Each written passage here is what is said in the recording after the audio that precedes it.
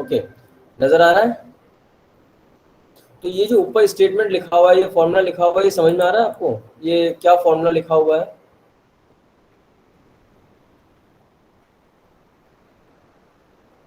जो ऊपर फॉर्मूला लिखा हुआ है, ये फॉर्मूला समझ में आ रहा है? ये इसका फॉल्स कैसे रिजल्ट आया?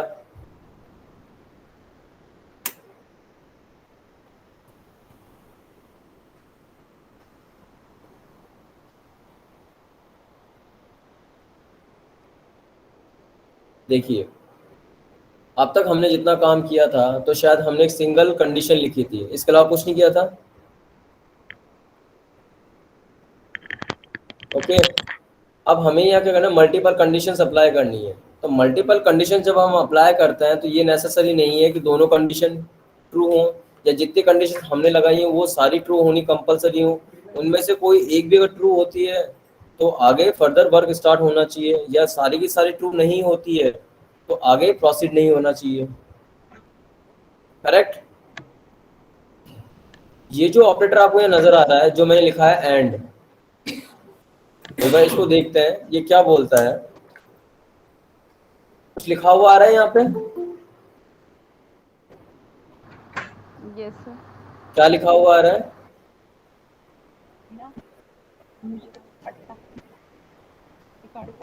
क्या लिखा हुआ आ रहा है? लिखा हुआ है check whether all arguments are true true and return and true if all arguments are true. लिखा हुआ आ रहा है। Yes sir. Yes it sir. Means जब हम ये कंडीशन अप्लाई करते हैं तो ये नेसेसरी है कि जितनी भी कंडीशंस आपने अप्लाई की है वो सारी की सारी ट्रू होनी चाहिए।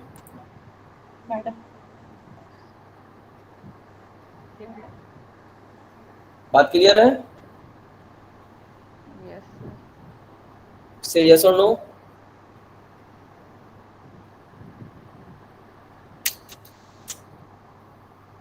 Yes sir. ओके, नाउ अब ये कंडीशन क्या बोल रही है, पढ़िए एक बार condition.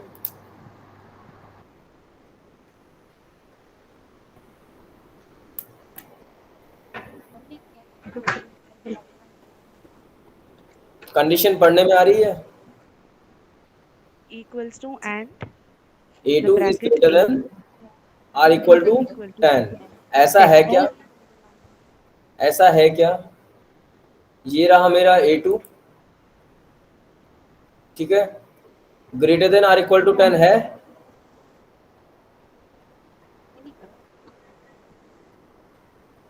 Greater than or equal to 10 है क्या? नहीं है ना? No sir. नहीं है। देन उसके बाद मैंने कॉमा लगाया, लिखा है B2 is greater than C1। ये लिखा है। Yes sir. तो देखिए B2 ग्रेटर देन है C1 से, करेक्ट है?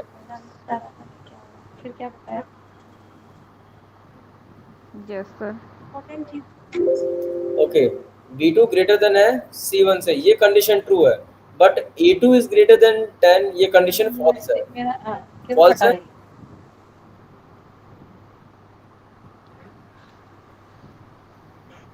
हाँ, अगर मैं यहाँ की वैल्यू इसको मैं चेंज कर देता हूँ और 10 कर देता हूँ, रिजल्ट कुछ हुआ?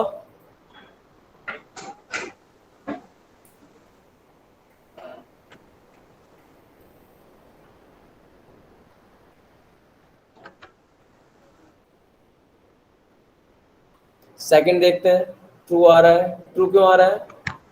A3 इज ग्रेटर देन 10 है ऐसा? मेरे पास इतनी अनटच लीड्स क्यों आ जाती है? क्या हुआ? क्योंकि सर ने मेरे सारी सारी हाँ जी, कोई प्रॉब्लम हो रही है?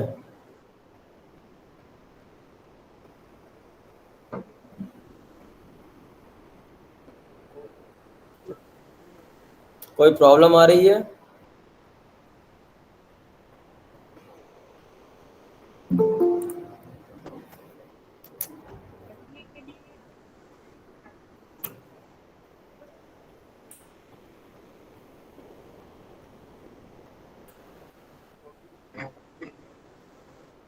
ये कंडीशन समझ में आ रही है सबको? यस और नो में रिप्लाई कर दीजिए बस।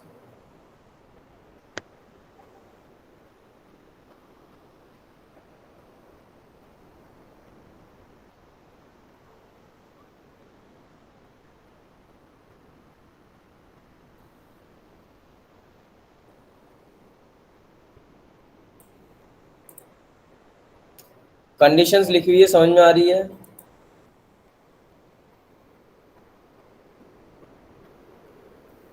Yes sir. एक कंडीशन यहाँ पे देखिए, यहाँ पे कुछ कंडीशन लिखी हुई है।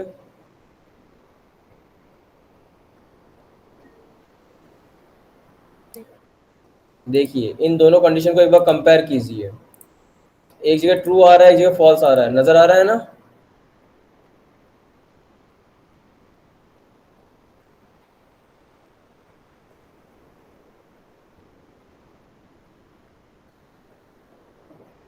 से यस और नो।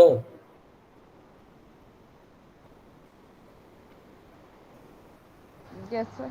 हाँ, तो देखिए बात ऐसी है कि जब आप कोई कंडीशंस लगाते हो, अगर आपको ऐसा लगता है कि जितने कंडीशंस हमको अप्लाई करनी है वो सारी ट्रू हो, ठीक है, तो हम लोग एंड ऑपरेटर यूज करते हैं। ये जो एंड लिखा हुआ है ना, AND,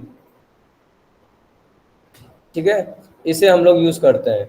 इसका यूज करने का मतलब ये है कि जहां आप इसको यूज करोगे, जितनी मल्टीपल कंडीशंस आप लोग लगाओगे, यानी मोर देन वन कंडीशन आप लोग अप्लाई करोगे, उन सबका ट्रू होना कंपलसरी है। अगर एक कंडीशन भी फॉल्स होगी तो आपको फॉल्स में रिजल्ट देगा ही है। करेक्ट?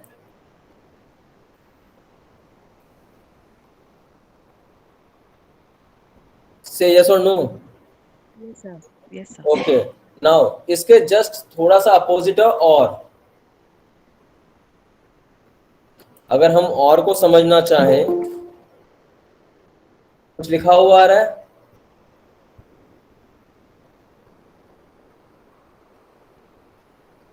कुछ लिखा हुआ आ रहा है, इसके आगे कोई स्टेटमेंट लिखा हुआ नजर आ रहा है? Check whether any of the arguments are true and return true, or false return false only if only arguments are false।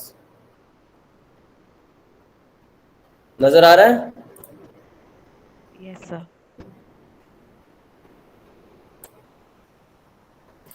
देखिए इसको बताने के पीछे रीजन क्या है। अब तक आपने सिर्फ सिंगल कंडीशन पे वर्क किया है, बट ऐसा ऐसा नेसेसरी नहीं है कि आप सिंगल कंडीशन पे वर्क करोगे। मोर देन वन कंडीशंस भी हो सकती हैं। जब मोर देन वन कंडीशंस को आप अप्लाई करोगे तो कहाँ कहाँ अप्लाई करोगे? हो सकता है आपको मोर देन वन कंडीशन किसी सिंगल सिलेक्शन पे परफॉर्म करनी हो, तो किस तरह से अप्लाई करोगे? तो हमारे पास यहाँ पे एंड और दो ऑपरेटर्स होते हैं जिनके थ्रू हम मोर देन वन कंडीशन को अप्लाई करते हैं। बात क्लियर है?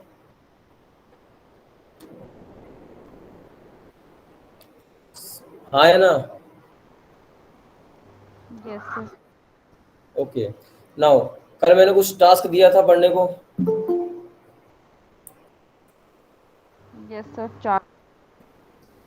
तो आप सबने उसको पढ़ा?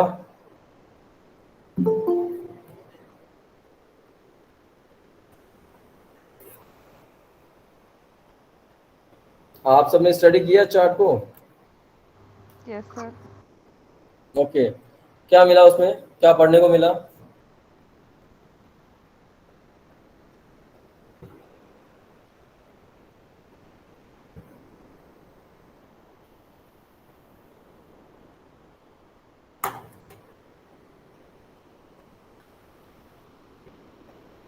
यस, सबने पढ़ा था या ओनली यस ही मिल रहा है? हाँ सर पढ़ा था।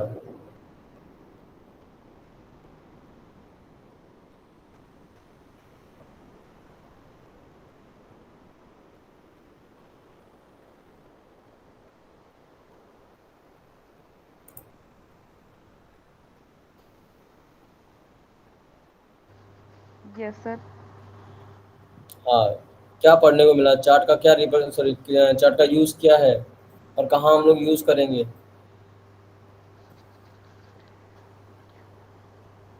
कैम ऑन कर लीजिए आप सब।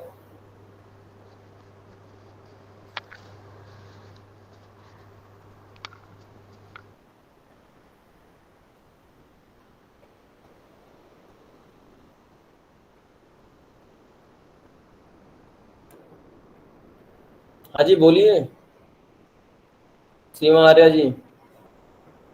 Yes sir.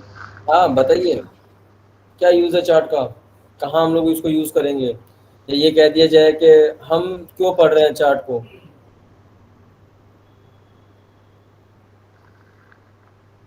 Sir for presentation. For presentation के लिए तो हम पीपीटी पढ़ेंगे। किस चीज़ का presentation? Sir means value value को दर्शाना सर, कब इंक्रीज हो रहा है कब डिक्रीज हो रहा है।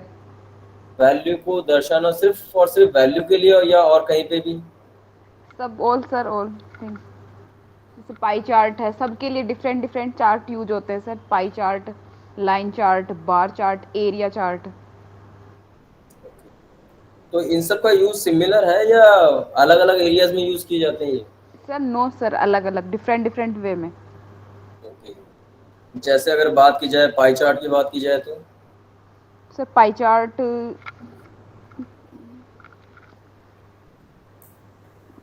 पाई चार्ट में सर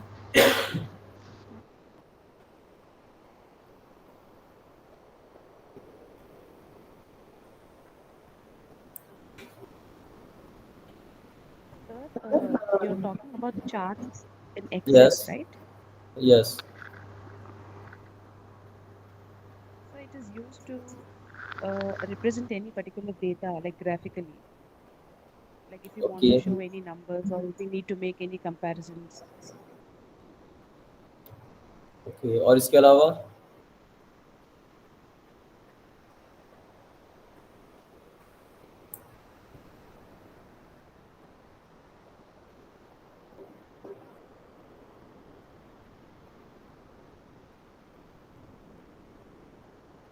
और इसके अलावा कुछ है?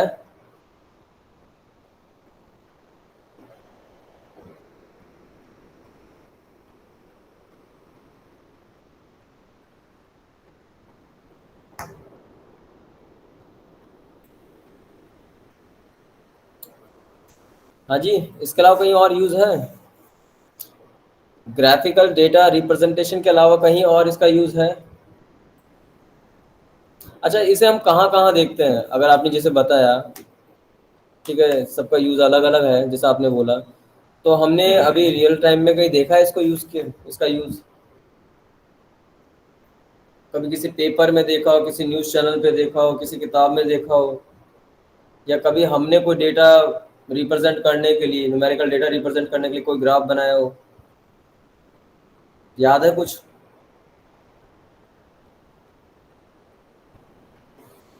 So yes, हाँ। like the example that you gave newspapers, even in newspapers to represent a particular data, like in sports column too.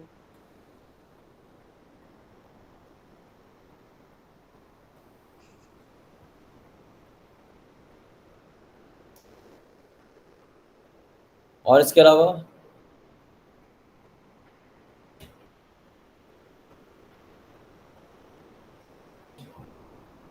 अच्छा, आपने कभी देखा है कि जब भी पॉपुलेशन कंपैरिजन किया जाता है, कहीं पे कोई बार चार्ट यूज़ किया गया हो?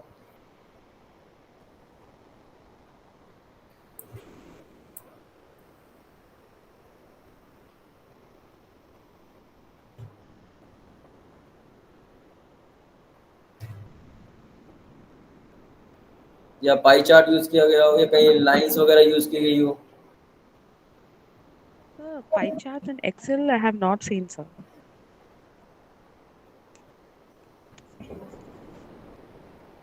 देखिए, पहले समझ लेते हैं चार्ट कहाँ काम में आएगा, कैसे काम में आएगा। Sir pie chart based on percentage. Her cheese percentage based हो सकती है, डिपेंड करता है आप उसको डेटा किस तरह का दे रहे हो। ओके बट हम नॉर्मली जब बात करते हैं पाई चार्ट की, तब हम वहाँ कहीं ना कहीं परसेंटेज को यूज़ करते हैं। हम ये कहते हैं पाई चार्ट का यस जो सर। डायग्राम है वो कुछ, एक सेकेंड,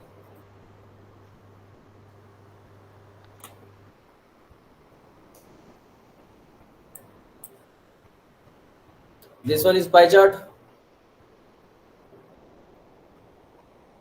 यही है ना?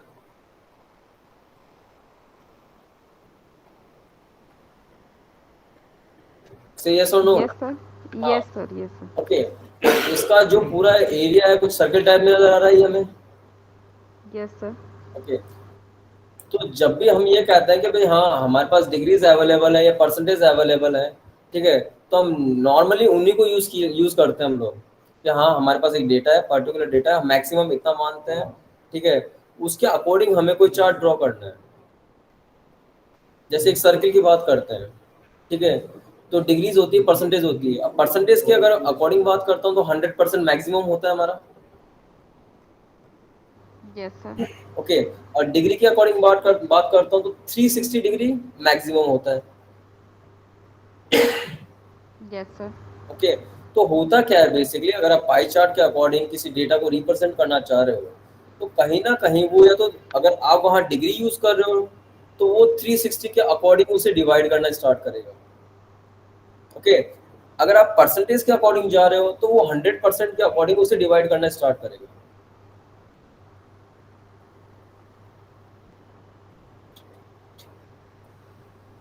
करेक्ट। Yes sir.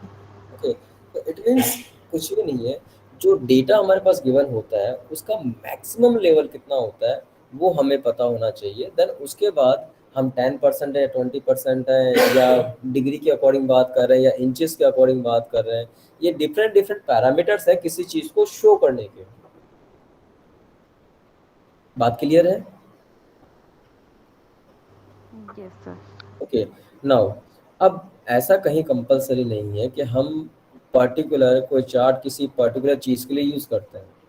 आप चेंज कर सकते हो, कोई प्रॉब्लम नहीं है। डेटा का रिप्रेजेंटेशन आपको जिसमें सूटेबल लगता है, जिस चार्ट में सूटेबल लगता है, आप उसको यूज़ कीजिए। कहीं फिक्स नहीं किया गया है अभी तक कि हाँ सर पाई चार्ट है तो ये हमारे जो पॉपुलेशन कैलकुलेशन के काम में आएगा, जो बार चार्ट है ये कहीं और काम में आएगा, जो लाइंस ड्रॉ है ये कहीं और काम में आएगा, ऐसा कहीं पे भी नहीं है।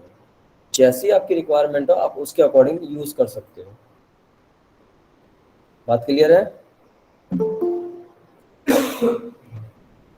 बात क्लियर यस है? सर।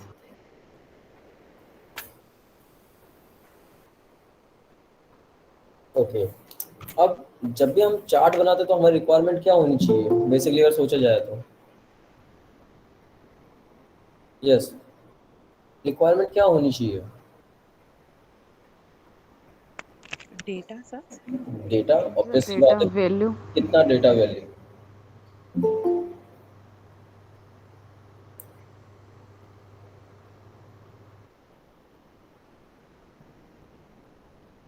क्या सिंगल डेटा सफिशिएंट है? पहली चीज। No sir. तो सर कंपैरिजन के लिए कम से कम at least 2 data is available sir. At least two types of data available. चलिए ठीक है। अगर आपने कभी, याद है मैथमेटिक्स में कभी ग्राफ्स वगैरह बनाए हो आप लोगों ने, यस सर। तो आप वहां पे दो डिफरेंट डिफरेंट एक्सेस ड्रॉ करते थे, होती थी कुछ X and Y. Yes sir. तो उन एक्स एंड वाई को ड्रॉ करने के पीछे रीजन क्या होता था?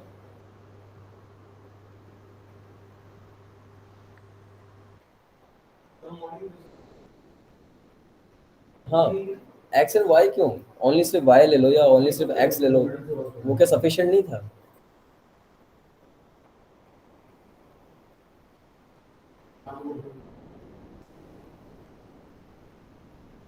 हाँ जी,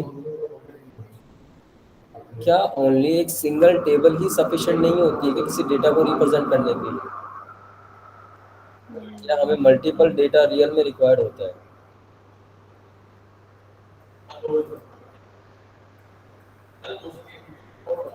multiple data sir may be.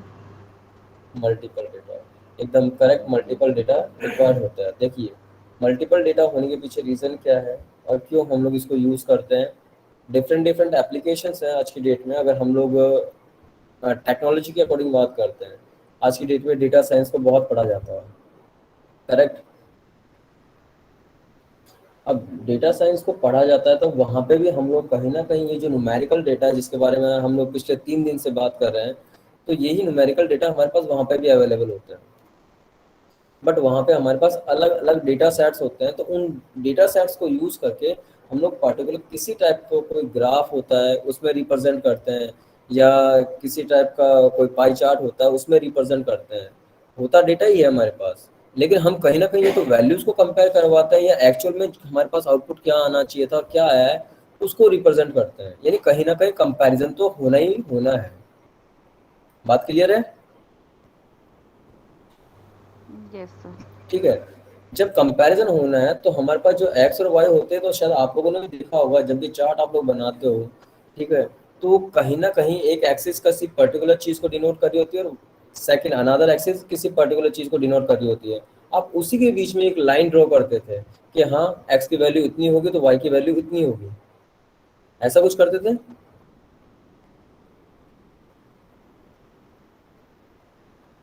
Yes sir. Okay. Yes, sir. तो कहीं न कहीं आपने जब ये बताया कि सर एक्स और वाई की वैल्यूज़ को हम कंपेयर कर रहे हैं और एक्स की वैल्यू के अकॉर्डिंग वाई की वैल्यू कितनी मूव हो रही है, तो वो कहीं न कहीं एक ग्राफ़िकल रिप्रेजेंटेशन हो जाता है किसी डेटा का, ठीक है? तो ग्राफ़िकल रिप्रेजेंटेशन के थ्रू हम लोग मतलब एक होता है ना कि हाँ, ऑब्ज़र्व कर सकते हैं कि कितना परसेंट वो इंक्रीज़ करता है या डिक्रीज़ करता है, या कितने टाइम के लिए वो कांस्टेंट रहता है। जैसे उस दिन मैंने एग्ज़ाम्पल दिया था डिमांड एंड सप्लाई का, था एक एग्ज़ाम्पल? यस? Yes sir. तो डिमांड एंड सप्लाई का जब भी एग्जांपल दिया जाता है तो शायद ग्राफ तो एक छोटा सा बनाया जाता है, करेक्ट है? एक छोटे से ग्राफ के अंदर बना के उसको छोड़ दिया जाता है और ऊपर एक लाइन खींच दी जाती है टॉप पे, जिसे कह दिया जाता है कि इसका पीक लेवल है, ये कांस्टेंट रहता है, कितने टाइम के लिए रहता है, क्या रहता है क्या नहीं रहता है, ऐसा कुछ होता है ना। और इसका स्टार्टिंग और एंड पॉइंट बता दिया जाता है, ऐसा कुछ करते हैं। Yes sir. ओके।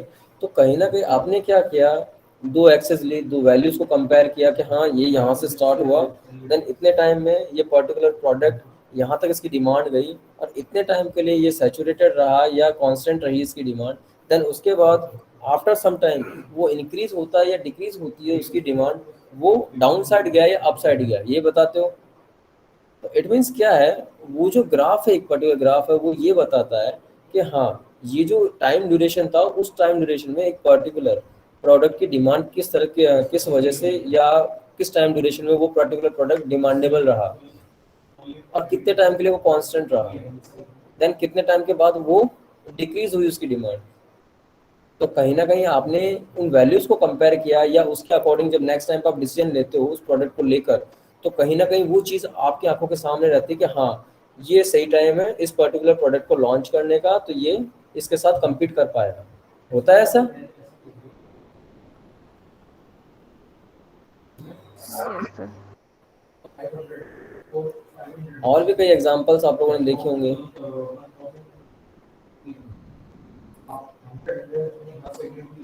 ओके। आप लोगों ने बेसिकली ग्राफ में क्या क्या देखा है, एक बार आइडिया दोगे?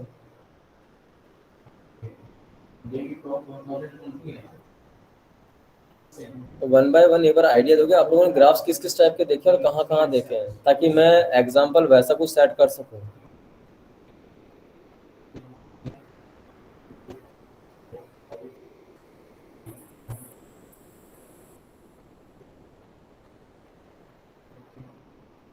या नहीं देखे हैं तो किसी भी टाइप का एग्जांपल चल जाएगा।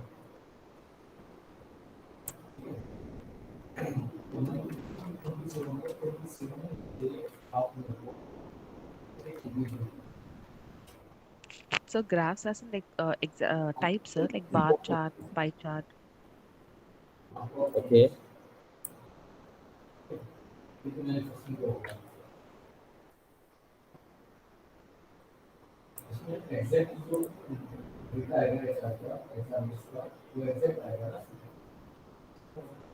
और इसके अलावा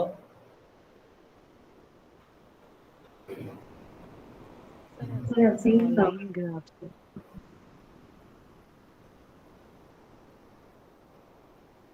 देखिए मैं एक छोटी सी स्क्रीन शेयर कर रहा हूँ आपके साथ, एक बार देखिएगा ये स्क्रीन समझ में आ रही है क्या, है ना? ये कुछ समझ में आ रहा है?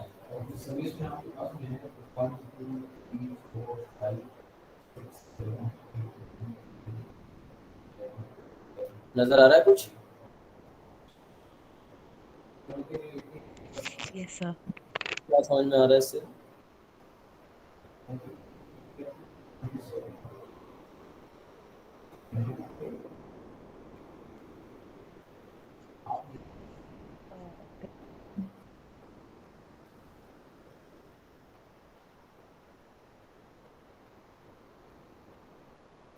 मैंने ऐसे रैंडमली कुछ डेटा डाला हुआ है यहाँ पे, ठीक है। उस डेटा के अकॉर्डिंग एक छोटा सा ग्राफ ड्रॉ हुआ है। यहाँ पे 1 2 3 4 चार तरह की वैल्यू है, नजर आ रही है? 1 2 3 4 नजर आ रही है? Yes sir. ठीक है। देन सेकंड जो बी का कॉलम है उसकी कुछ वैल्यूज हैं 60 80 50 20 नजर आ रही है? Yes sir. अगर मैं 1 की बात करता हूँ कितना है? 60 है। Yes sir. नाउ 2 की बात करता हूँ कितना है? 80 है। 80, देन 50, देन 50, 20 है 20। ऐसा। तो यानी कहीं ना यस सर। कहीं हमने किया क्या है कि जो डेटा था उसी को रिप्रेजेंट किया है। और यहाँ पे लिखा हुआ है सीरीज 2 और सीरीज 1।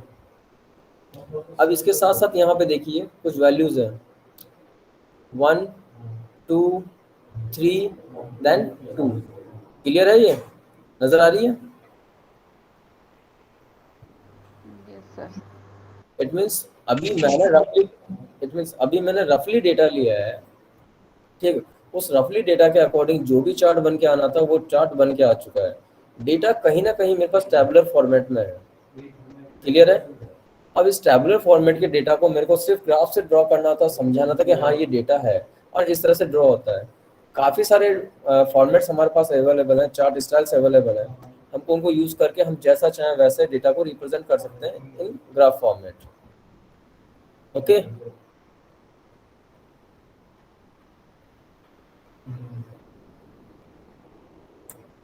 यस।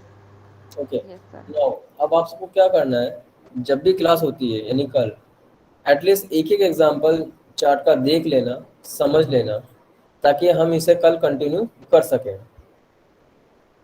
हो जाएगा ये काम? Yes sir. मैं सबसे पूछ रहा हूँ, हो जाएगा ये काम? Yes, sir. ओके, तो फिर कल मिलते हैं हम। Thank you so much. Thank you sir. Thank you, sir.